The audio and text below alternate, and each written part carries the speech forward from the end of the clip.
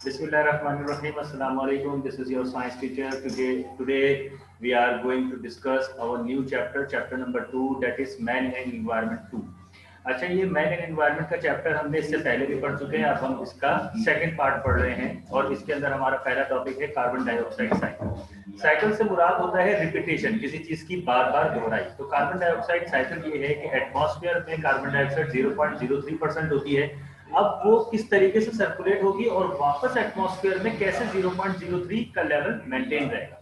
देखिए, सबसे पहले तो हमारे इस एनवायरनमेंट के अंदर जितने भी प्लांट्स हैं वो फोटोसिंथेसिस के जरिए एटमॉस्फेयर से कार्बन डाइऑक्साइड गैस को इनटेक कर लेते हैं। तो एटमॉस्फेयर में कार्बन डाइऑक्साइड कम हो गई कम। फिर उसके बाद हम ये देखते हैं कि जितने भी हर्बीवोर्स होते हैं या प्रोड्यूसर्स होते हैं जो प्लांट्स को खाते हैं, वो उस प्लांट्स के जरिए से अपनी एनर्जी इनटेक करते हैं और सांस लेने के थ्रू जब वो अपनी गैस को बाहर फेंकते हैं, यानी कि एक्सेट करते हैं गैस को, तो वो कार्बन डाइऑक्साइड गैस है। इसके नतीजे में क्या होता है, कार्बन डाइऑक्साइड गैस वापस एटमॉस्फेयर में चली जाती है।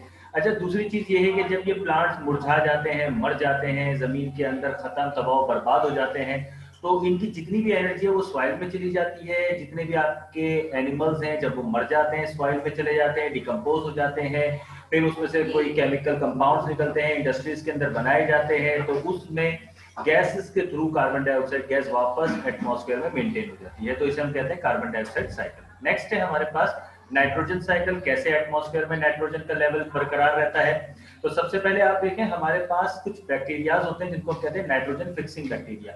ये एटमॉस्फेयर से नाइट्रोजन को जमीन में नाइट्रेट में कन्वर्ट करते हैं। इसके अलावा हमारे पास एनिमल प्लांट जितने भी हैं जब वो मर जाते हैं, बॉडी की उनकी डिकम्पोज हो जाती है, जमीन के अंदर चले जाते हैं, तो उनकी बॉडी से नाइट्रेट्स जो, और वो नाइट्रेट जो एटमॉस्फेयर से नाइट्रोजन फिक्सिंग बैक्टीरिया के जरिए जमीन के अंदर आ गए थे, तो फिर एक और किस्म के बैक्टीरिया होते हैं जो डीनाइट्रीफाइंग बैक्टीरिया कहलाते हैं। वो नाइट्रेट्स को वापस नाइट्रोजन में कन्वर्ट करके एटमॉस्फेयर पे भेज देते हैं। इस तरीके से ये नाइट्रोजन साइकिल भी आपकी कंप्लीट हुई।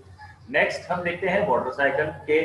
पानी से भी रिलेट करती है, एक पूरा सर्कुलेशन एक प्रोसेस है जिसको हम वाटर साइकिल कहते हैं। देखें, आसमानों से जो बादलों से अल्लाह की रहमत बरसती है, पानी बरसता है, फिर वो झीलों पे और पहाड़ियों से होता हुआ समंदरों में चला जाता है। धूप तेज होती है, शिद्दत तेज होती है धूप की, तो ये एक एवापोरेशन का प्रोसेस होता है जो पानी को वापस बॉयल करके और एवापोरेट करके in the form of gas वापस जो है ये क्लाउड्स की सूरत में जमा होना शुरू हो जाती है। इसको हम कंडेंसेशन कहते हैं। तो वापस जो पानी था वो फिर बादलों की सूरत में आके जमा हो गया, फिर बादलों से पानी बरसा, फिर वो समंदरों में, झीलों में, दरियाओं में जाके वो जमा हुआ, फिर गर्मी की शिद्दत से वो कंडेंस हुआ और फिर दोबारा बादल बन गया। तो ये वाटर साइकिल कहलाती है। आगे बढ़े, बस that's it. Thank you very much.